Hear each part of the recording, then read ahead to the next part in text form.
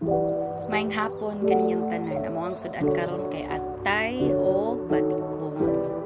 While defroze ang usa diri kay nang limpyo. Ang limpyo tarong diha dong. Gipaningot na lang gud. Hala kadako.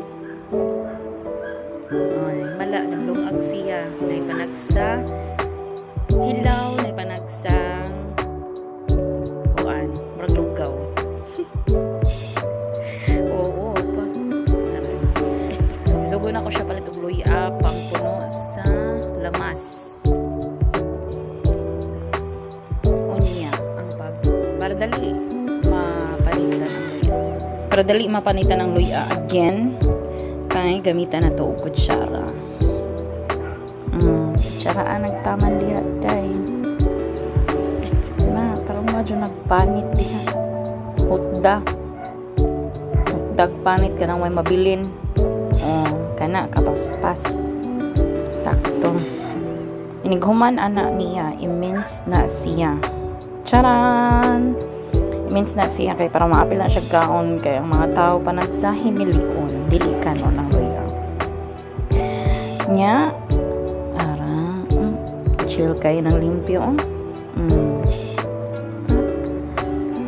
Limpyohin ang tarong diha dong tarong nga nagmap. Padayon ta sa paghiwa sa lamas. Kana siya tanan ipang mince na siya.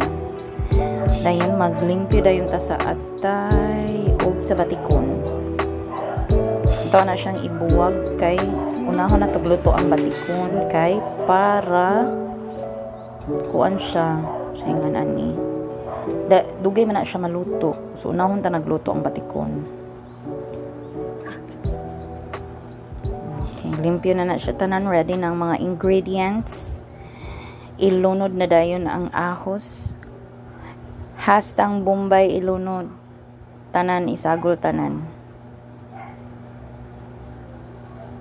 Isagol. Bombay. Dayon ang sili. Aron hanghang pudlami. Dayon ang luya aron pawala sa luod, pawala pud sa langsi. Unod ta na. Pagkahuman dayon ana ato dayon ilunod ang batikon.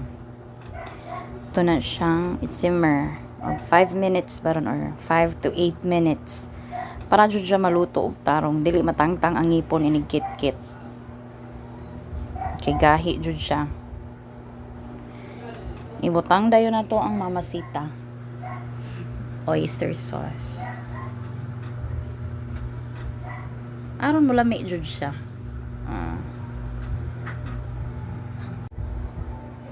Okay. Na siya. Kay ukay. Pak aran manana siya simmer 5 to 8 minutes gina siya. Lami na kayo tanawon maglaway na ka ana. Inighuman ana ilunod dayon ang atay kay ang atay dali ra kayo mohumok. Kalami. After ana siya i-simmer na pud na nimo siya for 5 to 10 minutes. Aron maluto jud siya. Nakalimot ko butangan din na nimo siya punuan og atis patis og suka.